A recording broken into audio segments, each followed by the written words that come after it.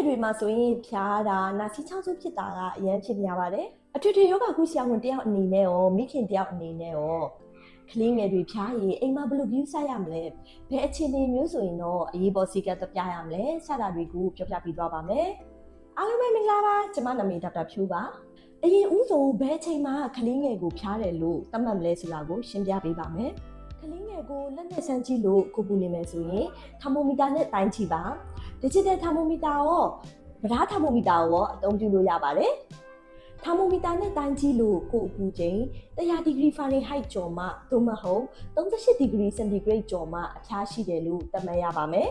။မိခင်တော်တော်များများကတော့စီကန်းလာပြရင်ကျမကလေးကိုပူလို့ဆိုပြီးလာပြကြတယ်။ဒီမှာ temperature တိုင်းကြည့်လိုက်ရင်99ပဲရှိတယ်။တကယ်တမ်း99ဆိုတာကကိုပူတာပဲဖြစ်ပါတယ်အဖျားရှိတာမဟုတ်ပါဘူးဒါကြောင့်မိခင်တွေကကိုပူတာနဲ့အဖျားရှိတာကိုခွဲခွဲပြားပြားသိဖို့လိုပါတယ်ကလေးတွေကဆိုရင်အများနဲ့လှုပ်ရှားနေပြီးတော့မှစောကစားနေတာဖြစ်တဲ့အတွက်ကိုပူတာကဖြစ်လိဖြစ်ထရှိပါတယ်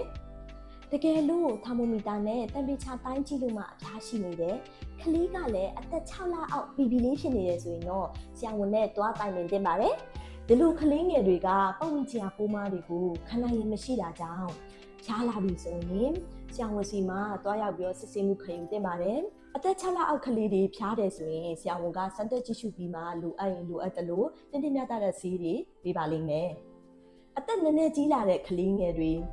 solid food တနည်းအားဖြင့်ထမင်းစစားတဲ့ကလေးအရွယ်တွေမှာဖျားတယ်ဆိုရင်တော့ကျမတို့ဆရာဝန်တွေသိကျင်တဲ့အချက်3ချက်ရှိပါတယ်နံပါတ်1ကလေးအသက်ရှူတာကပုံမှန်ရောဖြစ်ရဲ့လားကလေးကအသက်ရှူနေနေသလားမောနေသလားအသက်ရှူလိုက်တာရင်ညွန့်ကခြိုက်ဝင်သွားသလားနံပါတ်2ကလေးကတောက်လျှောက်ကြီးငိုနေလားနီးနေလားနံပါတ်3ကလေးကရေဟောတောက်ရဲ့လားတနေ့ကို3-4ချိန်ရှူရှူဟောပေါက်ရဲ့လားဖျားတာနဲ့အတူခုနကပြောခဲ့တဲ့အချက်3ခုတည်းကတစ်ခုခုဖြစ်နေပြီဆိုရင်တော့ဆရာဝန်နဲ့တွားပြတင်ပါတယ်အဖျားကြစီကိုလည်းကြိုတိုက်ထားလို့ရပါတယ်ကလေးကဖျားပဲဖျားတယ်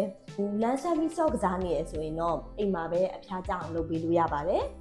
အရင်ဦးဆုံးကလေးကိုပူပူကြအောင်ပွားရောင်းတဲ့အဝတ်စားတွေကိုပေးတာရေပတ်တိုက်တာတွေလုပ်ပေးလို့ရပါတယ်အဲ့ဒါမှအဖျားမကြဘူးဆိုရင်တော့ပါရာစီတီမောအဖျားကြစီကိုသူ့ကိုအလေးချိန်လိုက်6နိုင်ချတိုက်ပေးလို့ရပါတယ်ကလေးကိုရေတက်ပြေးဝနေအောင်မိခင်တို့တိုက်တာ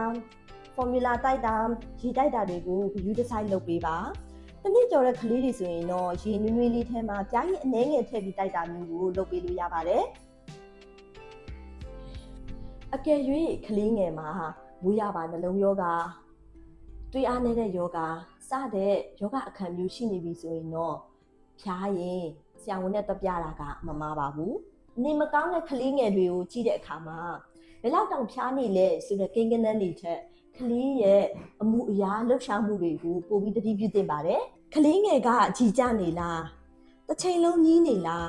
အဖျားကြစီတိုက်ပေမဲ့လည်းလန်းလန်းဆက်ဆက်ဆော့ကစားခြင်းမရှိဘူးလားရှူရှူလဲကောင်းကောင်းမပေါက်ဘူးဆိုရင်တော့ဆရာဝန်နဲ့တော့ပြမှသာစိတ်ချရပါတယ်နောက်ဆုံးတစ်ခုအနေနဲ့ကလေးငယ်တွေကပုံမှန်ဘယ်နှစ်ရက်လောက်ထိဖျားတတ်လဲဆိုရင်တော့ကျန်းမာတဲ့ကလေးငယ်တယောက်ဟာတစ်ခါတည်းမှာ9ရက်အထိဖျားတတ်ပါတယ်ကလေးတွေမှာဖျားတာအများစုကစိုးရိမ်စရာမလိုပေမဲ့မိခင်ကကိုယ်ကလေးဖျားတာကပုံမှန်နဲ့မတူဘူးစိတ်ပူရဆိုရင်တော့စီကံတပြတင်ပါတယ်ကျမတို့ဆရာဝန်တွေကကြည့်ပေးဖို့အဆင်သင့်ပါပဲအခုလိုလက်တွေ့ကျတဲ့ကျန်းမာရေးဆိုင်ရာဗဟုသုတတွေကိုဒီ page ကနေဆက်လက်မျှဝေပေးသွားမှာပဲဖြစ်ပါတယ်အားလုံးကိုကျေးဇူးတင်ပါတယ် stay healthy stay informed